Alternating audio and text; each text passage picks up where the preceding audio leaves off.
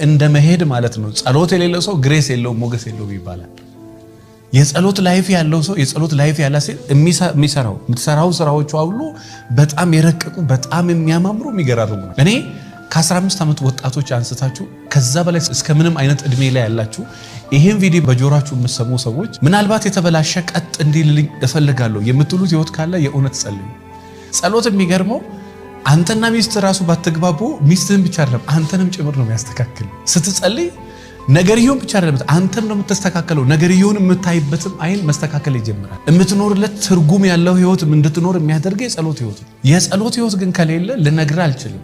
ምንም ሳቲስፋክሽን የለም። ባለቤት ምንም አላጎደለችብህም፣ ግን ምንም በቃ የምታረግ አይመስልህም። የሆነ ምንም ለቤቷ ጥሩ ነገር እየሰራች የምትውል አይመስልህም። ምናልባት በየቤቱ ገጥሟችሁ ከሆነ ከጠዋት እስከ ማታ አንድ ቀን ቀና ብላ አታውቅም። እሷ ወገቧ እንደዚህ ጎማ ነው እንዴ ወገቧ እስከሚባል ድረስ 24 ሰዓት ጎንበስ ብላ ነው የምትኖረው። ነገር ግን በዛ ደረጃ እሱ ይረዳታል ወይ?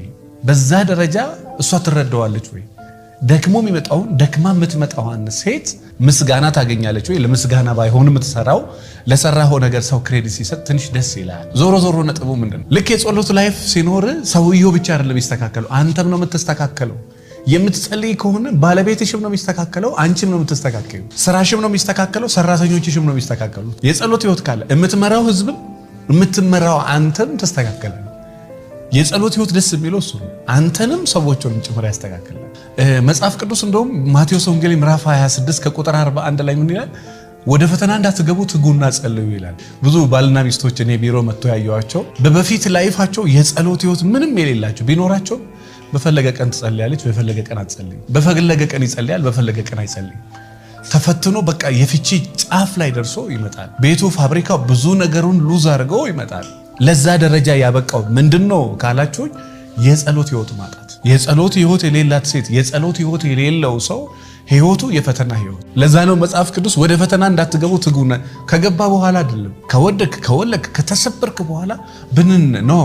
መጀመሪያ ስማርት ሰዎች መጀመሪያ ነው ጤናዬን ጠብቄ መቀጠል ፈልጋለሁ፣ ድርጅቴን፣ ራሴን፣ ጤናዬን፣ ሰላሜን ጠብቄ መቀጠል ፈልጋለሁ ካልክ ከወደክ በኋላ ሳይሆን መጀመሪያ ነው የምትጸልየው። ከወደክ በኋላ ችግር የለም። ነገር ግን ወደ ፈተና እንዳትገቡ ተክታችሁ መጀመሪያ ጸልዩ ስለተባለ መጀመሪያ ነው። ባለቤቷን ከፈታች፣ ቤቷ ከተበጠበጠ፣ ቤቷ ሲኦል ከሆነ በኋላ ብንን ስትል ኦኬ ለካ እግዚአብሔር ጋር መሄድ ነው። ዋይ ትዳሩ ተስተካከለም አልተስተካከለም ኮንሲስታንሲ ያለው የጸሎት ላይፍ ይኖርሽ።